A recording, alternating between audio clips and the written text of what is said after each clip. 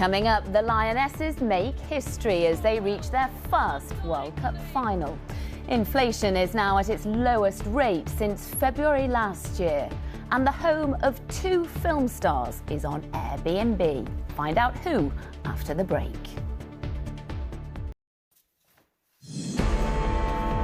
They did it. It's turned! Oh, wow! The World Cup final beckons for England's women. With joy in Sydney.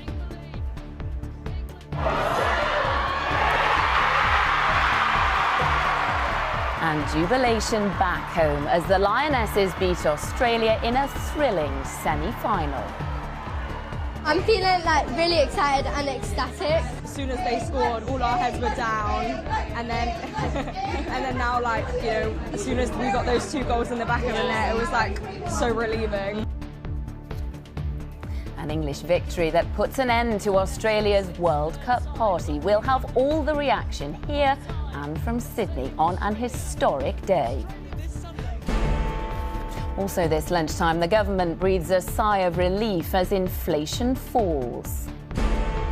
Officials begin to identify the dead in Hawaii as fears rise of more fires on the island of Maui. I think we should have complete strangers come and stay with us at the beach. And ever fancied spending the night in Ashton Kutcher's home? You can now. Just go to Airbnb.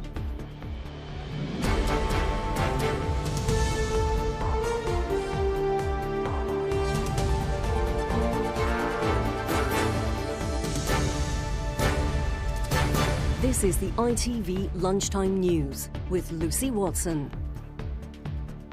Good afternoon. The Lionesses have made history, reaching their first World Cup final in Sydney, beating Australia 3-1. The semi-final showdown took place at Stadium Australia in front of 80,000 fans. The passion, the tingles and the age-old rivalry were out in force, with the green and gold of the home fans dominating inside the stadium. But it was England who took control on the pitch with 3 goals. Their place in the final on Sunday against Spain now secured. Charlie Frost watched them go for glory. This was centuries-old sporting rivalry renewed. Come on, England! England! And neither Australia or England having made a World Cup final before, the stakes couldn't have been higher. We're going to win, we're going to get through, and we're going to be fine. Though confidence was high amongst the England fans down under, the majority of the 80,000 packing the Stadium Australia were home fans, Matilda mania gripping the tournament co-hosts. But there was plenty of love for the Lionesses on their home turf.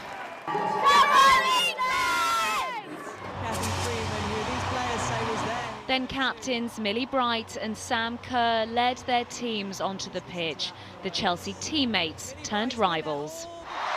Here we go. It was a lively start. Australia had the first chance. England goalie Mary Earps blocking Kerr's early attempt. It's denied by Mary Earps! Before Georgia Stanway came back with this shot. England are in! What a save from Mackenzie Arnold!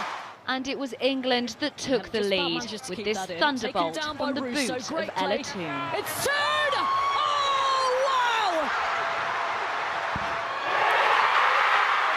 Giving England fans much to celebrate. But 15 minutes into the second half came this devastating counter-attack from the Matildas. Kerr driving forward to score a sensational equaliser. Having battled injury for much of this tournament, the Australia captain showing off her credentials as one of the best strikers in the world. It fired up the Lionesses, who followed with a string of close calls. It's Rousseau! Agonising. Before Lauren Hemp found the back of the net, putting England back in front. This one. Hemp gives England their lead back! Kerr tried to claw it back for the Matildas in the final minutes, but England's defence was too strong. Nerves high in Sydney before this goal from Alessia Russo well and truly spoiled Australia's party. What a pass that is! It's Russo! Absolutely sublime! The glum gold and green faces telling a story of Australian heartbreak. And at the final whistle, it was England who made history, securing their place in their first World Cup final. While the favourites have fallen, England have stood firm. The chance that as a coach or as a player you make it 2 finals is really, really special. And we made it too far already. It's just, I'd never take anything for granted, but I'm like, am I here in a little fairy tale or something? After a mixed tournament, England showed brilliance in front of a sometimes hostile Sydney crowd. Now they'll have to show the same quality against Spain on Sunday if they want to bring home the silverware. Charlie Frost, ITV News.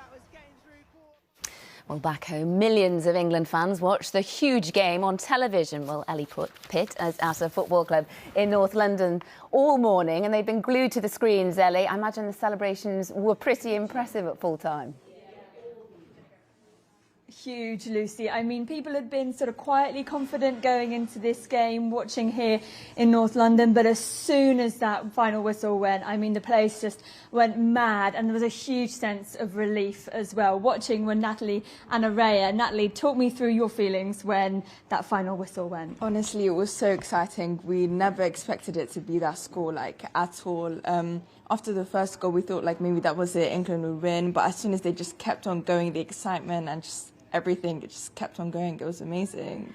Araya, watching the match as a whole, what was going through your mind? What were the emotions? Oh, I was so nervous the whole time. I was like, oh, wait, no, they're going to score. Every time that the midfielders got the ball, I was like, I don't know what to do, I don't know what to do. Kept on looking down. But yeah, it was good. And that Sam Kerr goal was frightening, wasn't it? It was so good. Like, it was so unexpected as well, because it was like outside the box and everything. I was like, oh my gosh. But then when the final whistle went, what was going through your mind? I was just happy, but now nervous for the finals. That's it, we're not quite there, are we? Natalie, what do you think about going into the final on Sunday? Honestly, Spain is a really strong team with Alexa Putellas, like, all of them, they're very strong. But I think England can definitely pull through. They've shown a great amount of teamwork throughout the whole tournament, so I really think we have a chance. Araya, how do you fancy our chances on Sunday? I feel like we do have a good chance, but I don't want to, like, you know, jinx it or anything. But I feel like we do have a good chance. But they do have a really good team, but Lauren James is back, so we have an even better chance.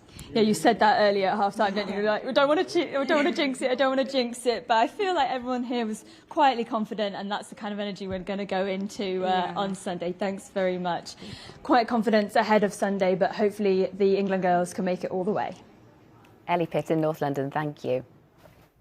And Steve is in Sydney for us. A brilliant morning for you, Steve. What was it, do you think, that won it for England?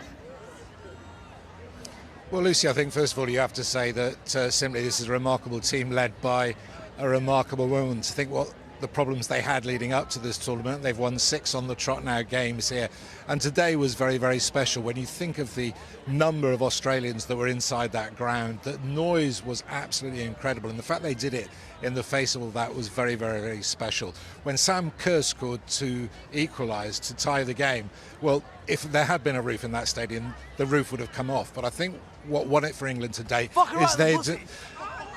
I'm really sorry.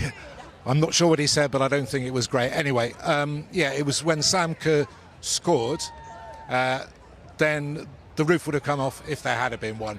It didn't, but England went on. They were very calm in the face of all that pressure and went on to score 2 more goals. It was a really professional performance. We are sorry if there were any expressions that were heard from the crowd in the background there. Now, Steve, we asked the question to the girls in North London. Now I'm asking you, looking ahead to Sunday, what are their chances, their real chances against Spain? OK, I'm afraid we are having a few problems there with Steve and the supporters.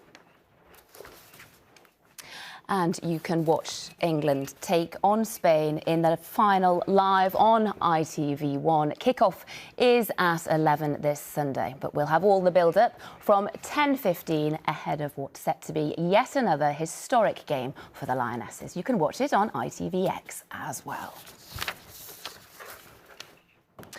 To other news now, and inflation has fallen sharply for the second consecutive month and is now at its lowest rate since February last year. Figures out this morning show inflation was 6.8% for July, down from 7.9% the previous month. The government claims the easing shows their plan to halve inflation by the end of the year is working. The opposition says the cost of living crisis continues. Jasmine Cameron-Chileshi has the latest. For pastry chef Laura, news that prices are rising more slowly is welcome. But like millions of households and businesses across the country, the bakery is still struggling to adapt to higher costs. Flour 10% of increase, butter 20%, which we use a lot of butter, was a very big impact. Milk 10% as well, and the energy was absolutely crazy for us, so we tripled the price. Hopefully we will see this decrease of prices anytime soon, but I'm not counting on this. The Consumer Price Index, which measures the costs of goods and services, rose by 6.8% in the year to July 2023, down from 7.9% in June. One of the main drivers was the fall in energy costs. Gas prices decreased by just over 25% in the month to July. Meanwhile, between April and June, the average wage increased by 7.8%, the highest growth rate since 2001. Speaking exclusively to ITV News, the Prime Minister defended his plan to halve inflation by the end of the year. I'm not complacent about this at all. When I set out that target, people said, oh, that's very easy, it's not ambitious enough. I didn't think it was. I thought it was an ambitious target. Might make everyone feel better in the short term to borrow lots of money to do lots of things. But ultimately, it would just mean that prices stay higher for longer, mortgage rates stay higher for longer. I'm not going to do that. But Labour argues policy failures by the government have worsened inflation. Well, one of the challenges we face is we've had 13 years of economic failure by the Conservatives. We're a low wage, low growth, high tax economy. The reason we're in this mess in the first place is because the government crashed the economy. Inflation is more than 3 times the Bank of England's 2% target, and economists warned the combination of high wage growth and high inflation may result in another interest rate hike. So this probably isn't a huge amount of good news for people with mortgages. Are hoping that this data would mean that the bank might not increase interest rates as much, and some of the core measures of inflation beneath that kind of headline number that the bank really focuses on are still looking quite strong. So I'd say overall good news, inflation is coming down, but probably not going to have a huge impact on what we're going to see on interest rates and what we're going to see in terms of mortgage rates over the next year. Ministers will welcome today's news, but for millions across the country facing higher food, energy and housing costs, the next few months are still likely to be challenging. Well, Yasmin is in Westminster for us. And Yasmin, what do you make of today's figures? So today's figures are in line with expectations in the city, so they're pretty unsurprising to a certain extent. I think politically this is good news for Prime Minister Rishi Sunak. Back in January of this year, when inflation stood at around 10%, he pledged to halve inflation by the end of the year.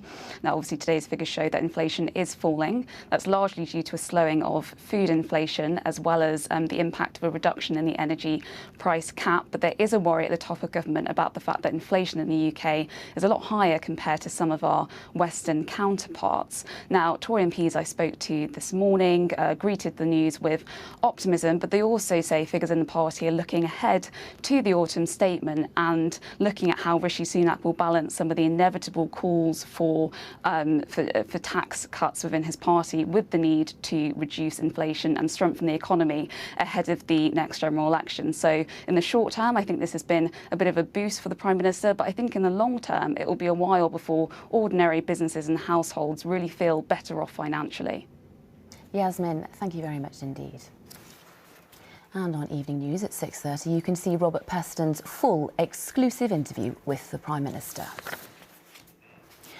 For rail users, the slowing of inflation means fare rises next year will be below 9%. Yesterday, the government announced any rail fare increase would be below the RPI measure of inflation. That's the way annual price rises are calculated.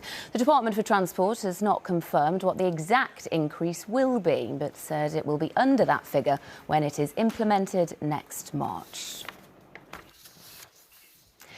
It's emerged DNA evidence could have cleared a man who was wrongly jailed for rape more than a decade before he was finally released. Andrew Malkinson had his conviction quashed last month, but DNA evidence that pointed to another suspect was given to police as long ago as 2007. Well, Sam Holder joins me now. Sam, this is one of the biggest miscarriages of justice in history. Why wasn't this DNA properly examined sooner? Well, that is exactly the question that Andrew Malkinson and his lawyers are asking. And Lucy, it seems that the answer comes down, sadly, to costs. So back in 2007, this DNA was found on the top of the victim, close to where she'd been bitten during the attack.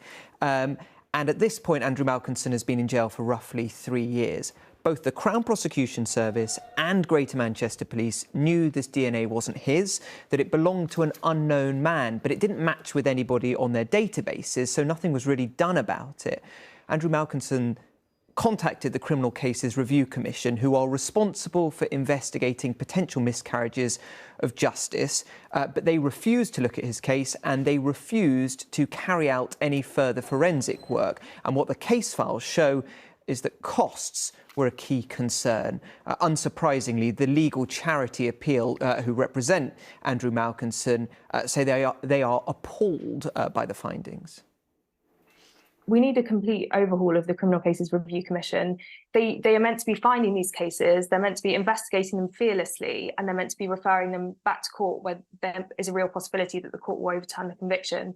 But as these documents demonstrate, they're simply not doing the work. Andrew Malkinson was only released 13 years after that DNA was found. And bear in mind, Lucy, no DNA was ever found linking him to the crime. And what this whole case raises is huge questions about the structures in place in the UK justice system and whether authorities are sitting on evidence that could potentially lead to people being freed from jail who shouldn't be there.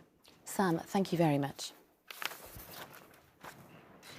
The number of people killed in America's deadliest wildfire in a century has passed the 100 mark. But a week on from the catastrophe on the Hawaiian island of Maui, rescuers are still searching for 1,000 missing people. Overnight, the number of dead officially rose to 106, but only a handful have been formally identified. They include Fazo and Malui Fononotone, who were found in a burnt-out car near their home. Also found in the car were Salute Takafua and her 7-year-old son, Tony. They all died trying to escape. Today, there are still fears more wildfires could start. Our correspondent Peter Smith is in Maui and sent this update. The dead are still being counted from the Maui wildfires, and people here in the hills of Kula, high above Lahaina, are preparing themselves for the next one. You can hear and see perhaps the helicopter on the hills. They're still trying to put out these smouldering fires in the valleys, caused actually, but there was a collapsed eucalyptus tree knocked over a power line, started the fire here, much like how the fire in Lahaina started. And you can see also the damage done by the last fire here in Kula. This was someone's home. All that's left of it now is a chimney stack. The car's completely burned out. What they're doing now here is they're felling trees, they're cutting back anything dry that could provide fuel for the next fire, because the winds are picking up and we know there are still fires smouldering in patches in the hills all around me. We're now also at the stage that those who have been killed in these wildfires are now being positively identified. Most of them are elderly, those who were unable to flee, especially because we know there was no evacuation warning. The sirens did not sound to give people a chance to escape. And also the governor of Hawaii is warning people that they should brace themselves, that the death toll will continue to rise and rise sharply in the days and weeks ahead. Peter Smith with that report from Maui. The Bank of Ireland has apologised after a technical glitch meant customers were able to withdraw money they didn't have. Large queues formed at ATMs yesterday, with police having to guard some machines. The bank says services have been restored and warned accounts will still be debited for any withdrawals made. And finally, how would you like a stay in the home of two Hollywood superstars? Well, Ashton Kutcher and Mila Kunis today put their beach house in California up for rent on Airbnb, giving 4 fans a chance to spend one night there. The couple say it'll be an unforgettable summer stay, although they do have a vested interest, as Faye Barker reports.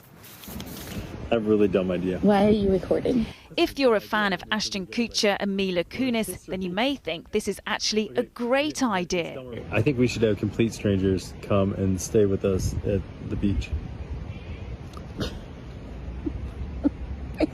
It's so nice here. Like in real life? Yeah, like real life. What? Because it's really nice here. I think people like it. Yep, later today, bookings open for one night in California this weekend for up to 4 guests, welcomed by the celebrity couple themselves. Demand for this one-night-only stay is likely to be high, and the potential cost is currently a mystery. So we're doing it? What? Great. I thought this is an absolutely hilarious stunt. I also thought it was really quite genius as well. What a good way to get a bit of positive press, also a bit more interaction with their fan base as well. They're known to be a very private couple when it comes to their home life. And of course, you know, celebrity homes in Hollywood, they're a must-see ticket. Hi, I'm Gwyneth Paltrow. They're not the first famous faces to do this. Earlier this month, Gwyneth Paltrow collaborated with Airbnb to offer up her home for one night too. She's also promoting her cosmetics brand, and it's worth noting Ashton Kutcher is an investor in Airbnb. But for those wanting a slice of showbiz, it may not even cost a penny. A real-life Barbie Dreamhouse stay was offered for free last month to promote the new movie. And the house in Home Alone was available for just £19 a night as part of another promotion. Kevin! It's unlikely to be a holiday from hell for whoever gets to stay with Ashton and Mila. For fans, more like a dream escape. Faye Barker, ITV News. A reminder, though, of our top story today. The history-making Lionesses, England, have reached their first World Cup final, beating Australia 3-1 in Sydney. Ella Toone, Lauren Hemp and Alessia Russo scored England's goals. England dominated for much of the game and will now face Spain in Sunday's final. We need to enjoy these moments, and we've enjoyed after every single game. And even in the game, we play with smiles. We play we play with passion, and that's what it's all about. Rewriting history is not only rewriting it, but it's also creating the memories with it and bringing the generation with us. What a morning it's been. That's it from us this lunchtime. On to the final we go. Lucrezia will be here at 6:30. Enjoy the rest of your afternoon. Bye-bye.